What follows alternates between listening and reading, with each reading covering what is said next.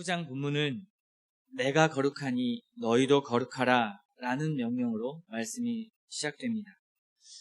하나님의 형상대로 지어진 사람, 하나님의 백성은요, 그분의 성품을 반영하며 사는 것이 가장 잘 사는 삶이다 라고 성경은 말하고 있습니다. 그런 점에서 하나님의 거룩은 우리가 거룩할 수 있는 이유가 되십니다. 하나님이 거룩하시기 때문에 우리도 거룩할 수 있는 것이죠. 거룩의 뿌리는 나 자신의 노력이 아니라 하나님으로부터 주어지는 것입니다. 그래서 베드로전서 1장 15절 16절에서는 이렇게 말씀합니다. 오직 너희를 부르신 거룩한 이처럼 너희도 모든 행실에 거룩한 자가 되라. 기록되었을 때 내가 거룩하니 너희도 거룩할지어다 하셨느니라. 아멘. 우리는 레위기를 살펴보면서 이 거룩에 대한 의미들을 나누었습니다. 그렇다면 거룩해야 한다라는 이 중요한 명제는 실제로 우리 삶에서 어떻게 적용되는 것일까요? 거룩하다, 좀 막연하지만 하나님께서는 이 거룩한 삶이 무엇인지 성경에 분명히 말씀해주고 계십니다. 여러분은 거룩한 삶을 어떻게 살아나고 계십니까? 그리고 내 삶이 거룩한지 거룩하지 않은지 어떤 리트머스지를 사용할 수 있을까요? 옷을 깨끗하게 입고 몸을 깨끗하게 씻는다고 해서 사람이 거룩해지는 것이 아니죠. 분명히 어제 우리는 말씀을 통해서 예수 그리스도의 거룩한 보혈의 피로 씻겨질 때만 우리가 거룩해질 수 있고 정결해질 수 있다고 나누었습니다. 그리스도의 피로 씻겨진 자는 하나님과 이제 관계할 수 있고요. 그리고 하나님이 기뻐하시는 뜻을 따라 구별된 삶을 살아갈 수가 있게 됩니다. 그렇기 때문에 거룩의 보혈로 씻겨진 것으로 끝나는 것이 아니라 그 보혈로 말미암아 그리스도의 성품, 하나님의 성품을 반영한 삶을 우리의 삶 가운데 살아간다는 것입니다. 그래서 내 삶의 거룩함이 드러난다라는 것은 그 길은 하나님의 성품과 뜻으로 주어진 계명을 지키는 일입니다. 또 그 계명을 지킨다라는 의미는 단순한 윤리 도덕을 지키는 것이 아니라요, 하나님을 사랑하고 이웃을 사랑하는 일이라는 것을 오늘 본문은 보여주고 있습니다.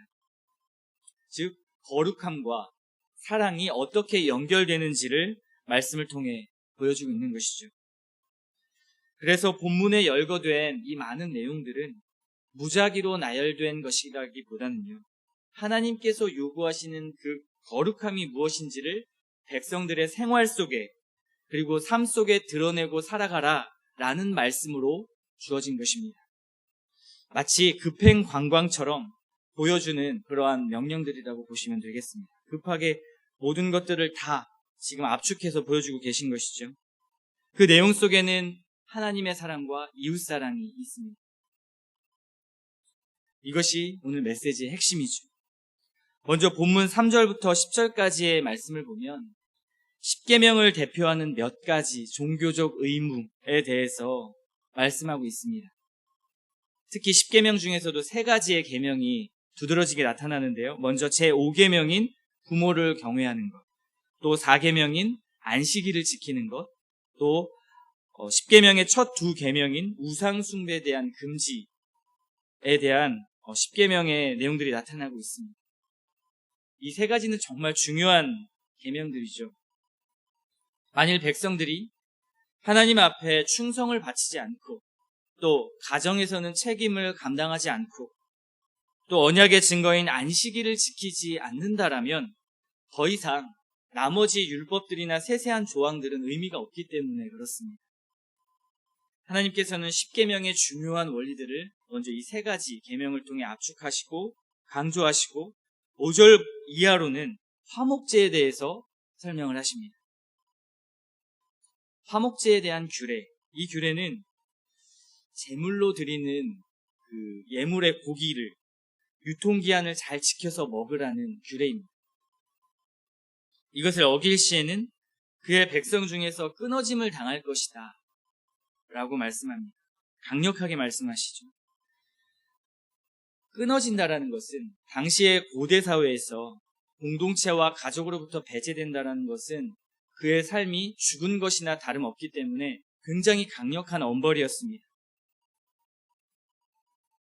화목제물은, 그리고 화목제로 드려진 예물은 제사장과 그것을 드린 자가 나누어서 가지는 유일한 제사였습니다. 그 이유는 말 그대로 화목제라는 말 그대로요, 하나님과 사람과 화목함을 이루고 화해와 일치, 그리고 교제, 친교의 의미를 그 안에 내포하고 있기 때문입니다. 그런데 혼자서 더 많이 취하려고, 더 많이 취해서 보관하려고 할 때 하나님께서는 그것을 엄벌하신다라는 것이죠. 그래서 이것을 어긴다라는 의미는 사실 제물로 드려진 고기를 즉시 나누지 않고 자기의 욕심 가운데 그 고기를 상하게 하는 것이기 때문에, 먹을 수 없게 만드는 것이기 때문에 탐욕의 문제와 관련이 있습니다. 이것은 화목제 규례 자체, 그 규례 자체의 정신과는 완전히 어긋나는 일이죠. 그래서 화목제의 규정은 하나님과의 관계 회복과 그리고 더불어 공동체의 화합과 일치, 그런 목적들을 가져오는 것이기 때문에 하나님께서는 화목제를 통해 이웃사랑에 대한 강조를 나타내고 계신 것입니다. 이런 화목제의 규례는 이미 레위기 7장에서 한번 언급이 되었던 내용이죠. 그렇다면 19장에서 한 번 더 강조되는 이유가 무엇일까요? 오늘 본문 앞에 18장과 그리고 그 뒤 20장의 내용을 강조하는 맥락의 중심에 있기 때문에 그렇습니다. 18장부터 20장까지 모두 나오는 그 법들은 윤리법들, 약자를 보호하는 법들, 또 사회 정의와 관련된 것들입니다. 다시 말해 하나님의 사랑을 구체적으로 나타내는 그런 법들이 18장과 20장에 있습니다. 그 가운데 화목제물이 있는 것이죠. 이 모든 것은 공동체를 세우기 위한 법들과 관련이 있습니다. 공동체의 화합, 그리고 일치를 나타내는 화목제를 한 번 더 강조하는 것이죠. 19장 전반에서도요, 다루는 내용들이 뭐냐면 약자를 보호하는 법입니다. 더불어 거짓된 행위나 또는 불이한 상거래, 불공정한 재판, 이러한 것들을 경고하는 법들이죠. 이스라엘 백성들은 사회적 약자와 가난한 자를 돌보아야 할 의무가 있었습니다. 그것이 하나님의 뜻이었고 또 그들이 살아가야 할 방향이기도 했습니다. 그래서 오늘 말씀 9절과 10절을 한번 보시기 바랍니다. 너희가 너희 땅에서 곡식을 거둘 때 너는 반 모퉁이까지 다 거두지 말고 내 떨어진 이삭도 줍지 말며 내 포도원의 열매를 다 따지 말며 내 포도원에 떨어진 열매도 줍지 말고 가난한 사람과 거류민을 위하여 버려두라. 나는 너희의 하나님 여호와이니라. 이 말씀은 탐욕을 부리지 말고 가난한 자의 것을 남겨두는 자비를 베풀라라는 말씀입니다. 다 취하지 말고 남겨두라는 것이죠. 너 배만 부르지 말고 나누고 다른 사람의 배도 불려주어라 라는 말씀입니다. 이것이 이스라엘 백성들의 국가, 이스라엘 국가라는, 그리고 이스라엘 백성들 개개인의 삶에 기본적으로 적용되는 그러한 정신과 법이었습니다. 다른 사람들에게 베푸는 삶이죠. 또 그 뒤에 이어지는 법들도 공동체를 세우기 위한, 타인을 배려하고 약자를 보호하기 위한 법들인 것을 알 수 있습니다. 11절에는 도둑질하지 말고 속이지 말고 서로 거짓말하지 말라고 말씀하십니다. 이웃을 억압하거나 착취해서도 안 되고요. 일용직 노동자의 품삯을 하루 동안 품고 있지 말고 제때 잘 주라 라고 말씀하십니다. 장애인을 잘 보살피고 법정에서 불이한 재판이나 무고한 피 흘림이 없도록 주의하여라 라고 말씀하고 있습니다. 또 오늘 본문 읽은 19절부터 37절까지 그 뒤의 내용도요, 이스라엘 백성들이 이교도의 관행을 따르지 말고 구별된 백성으로 살라라고 말씀하는 내용입니다. 하나님의 성품으로부터 비롯된 그 거룩은 이웃을 사랑하는 일을 비롯해서 하나님이 미워하시는 일들을 하지 않는 것입니다. 하나님이 싫어하는 일들을 하나님의 백성들도 하지 않는 것이죠. 그것을 37절까지 말씀하고 있습니다. 그 삶을 위해 너희는 애쓰고 기도하며 하나님을 의지하라. 이것이 하나님의 성경의 전반적인 가르침입니다. 우리가 하나님의 말씀대로 살아간다는 것은 이웃을 사랑하는 것이고, 그것이 우리의 힘으로 하는 것이 아니라 그리스도의 성품과 그리고 하나님의 성품으로부터 비롯된 일이라는 것을 오늘 말씀을 통해 말씀하고 있는 것입니다. 그래서 19장에서 강조하는 것은 분명합니다. 가족의 질서를 분명히 하는 이 법들, 그것을 토대로 사회적인 평강과 샬롬을 성취하기 위한 이 법들, 이 중심에는 이웃 사랑이 있다는 것입니다. 그리고 그 이웃 사랑은 하나님의 성품으로부터 온다라는 것이죠. 신약에서도 예수님께서 직접적으로 말씀하셨습니다. 내 이웃을 사랑하라. 네 원수를 사랑하라 말씀하셨죠. 이웃을 사랑하는 삶, 그리고 사회의 정의를 실현하는 삶, 이것이 구약에서 하나님께서 주신 이러한 세세한 법들에도 그 정신들이 모두 다 담겨 있습니다.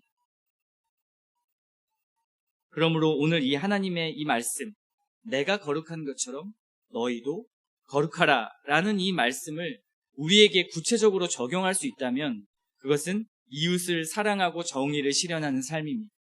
우리의 작은 행동 하나, 말 하나가 우리의 삶 가운데 드러날 때 이 하나님의 사랑과 이웃을 사랑하라는 그 정신을 배워서 나타내는 것이죠.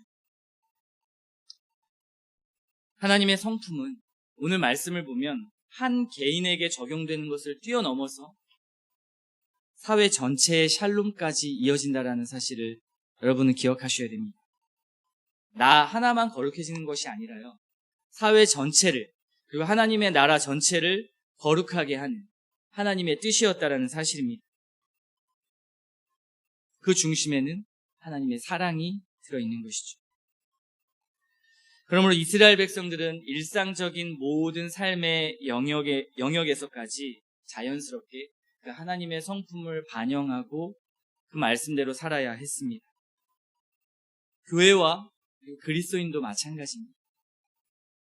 진정한 샬롬은 이웃과 공동체를 사랑하는 일에서 비롯된다라고 성경은 말씀하고 있습니다. 여러분들의 삶의 전반적인 열매들을 한번 점검해 보십시오. 어쩌면 나와 내 가족의 테두리 안에서만 우리는 살아가고 있지 않습니까? 그리고 나랑 스타일이 맞는 사람, 내가 좋아하는 사람, 또 가까이 하고 싶은 사람하고만 관계하고 또 그 사람들에게만 베풀고 그 사람들과만 이렇게 친교하는 그러한 일들이 우리에게 있지 않습니까? 이 문제는 거룩과 연결되어 있습니다. 내가 그리스도를 통해 죄 씻음을 받은 자녀라면, 그리고 그 은혜를 누린 자녀라면 하나님 앞에 거룩한 백성으로 나아가야 하지 않겠습니까? 그런데 그 거룩이 사랑하는 것이라고 말합니다. 내가 원하는 사람, 내가 관계하고 싶은 사람하고만 관계하고 베푸는 것이 아니라 그럴 수 없는 사람일지라도 하나님께서는 그들을 돌보고 베풀고 그들을 챙겨주라고 말씀하고 있는 것입니다. 하나님의 자녀의 거룩은 반드시 삶의 열매를 통해 드러나게 되어 있습니다. 은혜는 열매를 낳기 때문이죠. 열매가 없다면 우리는 오히려 그리스도를 더욱 간구해야 됩니다. 그리스도를 더욱 내 안에 모시도록, 함께 하시도록 더욱 기도해야 할 것입니다. 우리의 삶의 모든 방향이 나 자신만을 위해 나 중심적으로 살아간다면 절대 이 거룩한 삶을 살아낼 수가 없습니다. 그렇기 때문에 다시 복음으로 돌아가는 것이죠. 복음의 진정한 의미가 무엇인지, 그리스도께서 왜 나를 위해 죽으셨는지를 돌아보는 것입니다. 내면의 수련과 수양, 기도를 많이 한다고 해서 우리가 거룩하게 되는 것은 아닙니다. 거룩한 삶을 살 수 있는 것도 아니죠. 어제 우리가 속죄의 말씀에서 나누었던 것처럼 우리의 거룩은 반드시 예수 그리스도를 통해서만 이루어지는 것입니다. 그 보혈이 우리를 씻기고 또 하나님과 화목하게 만들었다면 그 백성은 예수 그리스도가 사셨던 삶의 방향과 목적, 그것을 거울 삼아야 하는 것입니다. 내 삶을 비춰볼 때 어떠한 삶이 거울로 비춰지십니까? 그 삶은 하나님을 단순히 사랑하는 것으로만 끝나지 않습니다. 하나님만 열렬히 사랑하다 끝나는 삶이 아닙니다. 그분께 예배드리는 것으로만 끝나지 않고요. 말씀을 많이 읽는 것으로만 끝나지 않습니다. 이것으로는 거룩한 삶이라고 말하기에는 반쪽짜리 경건이고 반쪽짜리 거룩입니다. 거룩한 삶은 타인을 향한 용서, 타인을 향한 사랑으로 반드시 열매를 맺습니다. 관념과 생각과 깨달음으로만 머무는 그러한 우리의 모습이라면 이방신을 섬기는 자들의 모습과 다를 것이 없습니다. 깨닫고 끝나는 것이죠. 내 자신을 수행하고 끝나는 것입니다. 나만 만족하면 되는 것이죠. 그러나 기독교는 그렇지 않습니다. 기독교가 종교가 아닌 이유는 참신이신 그리스도께서 먼저 이 땅에 사람의 몸을 입고 내려오셔서 그것들을 보여주셨고 사랑으로 드러내셨습니다. 자신의 목숨을 버리면서까지 모범이 되어주셨죠. 무엇을 위해서입니까? 사랑하는 것 때문에 그렇습니다. 우리는 그 길을 따라 걷는 자들 아닙니까? 하루하루 삶이 고단하고 어려울지라도 그 발자취를 따라가는 것이 우리 그리스도인의 삶입니다. 먼저는 가까이 여러분 교회의 형제들과 자매들을 한번 돌아보십시오. 가까이 있는 이웃과 주민 그리고 주위의 사람들을 한번 돌아보십시오. 여태까지 한 발 떼지 못했고 한마디 건네지 못했다면 그 한마디를 떼어보십시오. 거기서 시작하는 것입니다. 먼저 관심을 가져주시기 바랍니다.